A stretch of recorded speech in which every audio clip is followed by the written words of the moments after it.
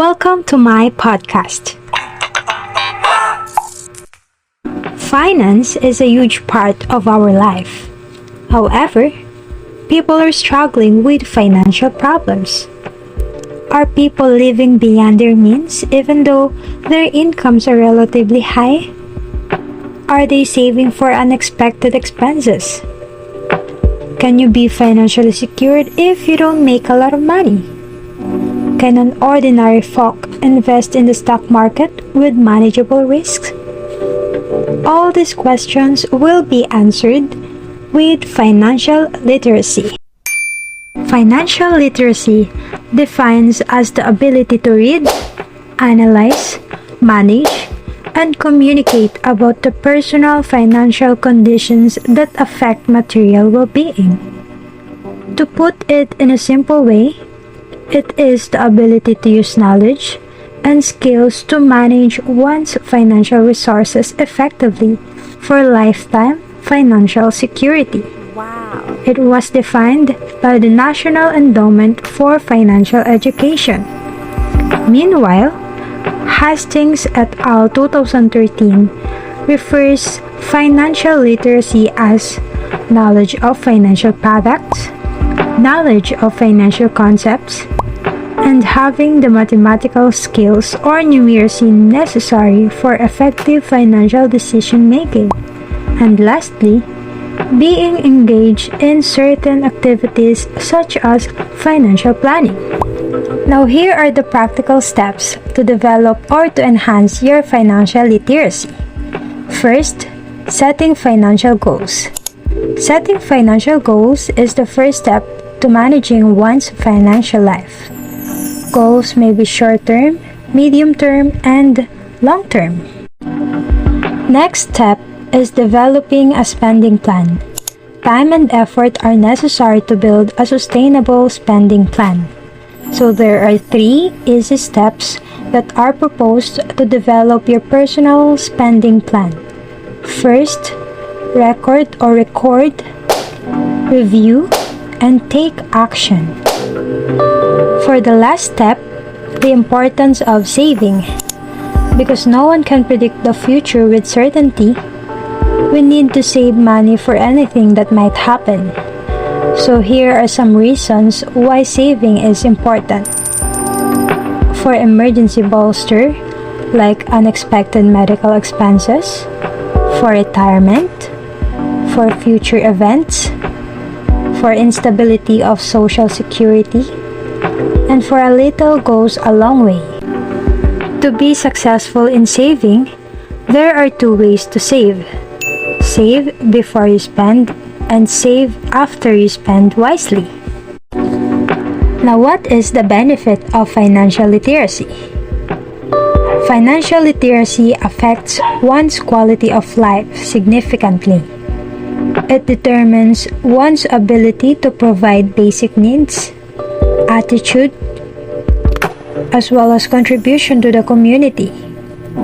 Financial literacy enables people to understand and apply knowledge.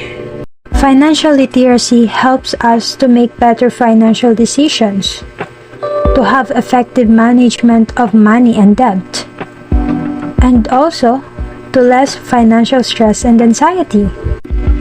Now let's jump in with the financial literacy here in the Philippines. In his article, State of Financial Education in the Philippines, GO 2017, indicated several findings of researchers with regards to the state of financial literacy in the country, including the following. According to World Bank study in 2014, there are 20 million Filipinos saved money but only half had bank accounts. Asian Development Bank study in 2015 revealed that PH does not have a national strategy for financial education and literacy. And in 2016, Bangko Sentral ng Pilipinas released the National Strategy for Financial Inclusion, stating that while institutions strive to broaden financial services, financial literacy should also complement such initiatives. As per Standard & Poor's Rating Services survey last year, only 25% of Filipinos are financially literate. This means that about 75 million Filipinos have no idea about inflation, risk diversification, insurance, compound interest, and bank savings. 10 years after discovery of the stock market, still less than 1% of PH population is invested in it. More than 80% of the working middle class have no formal financial plan.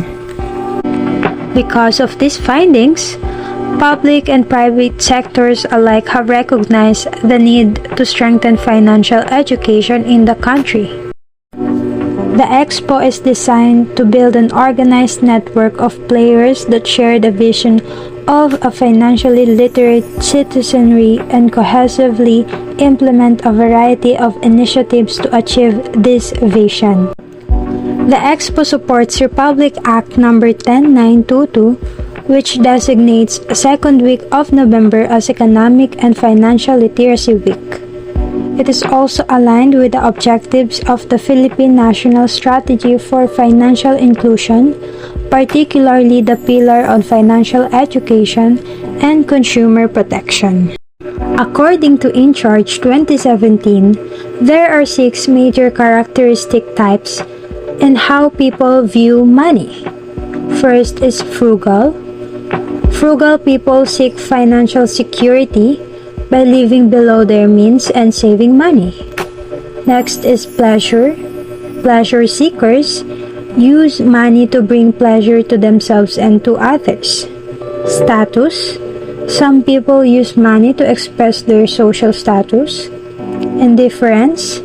Some people place very little importance on having money and would rather grow their own food and craft their own clothes.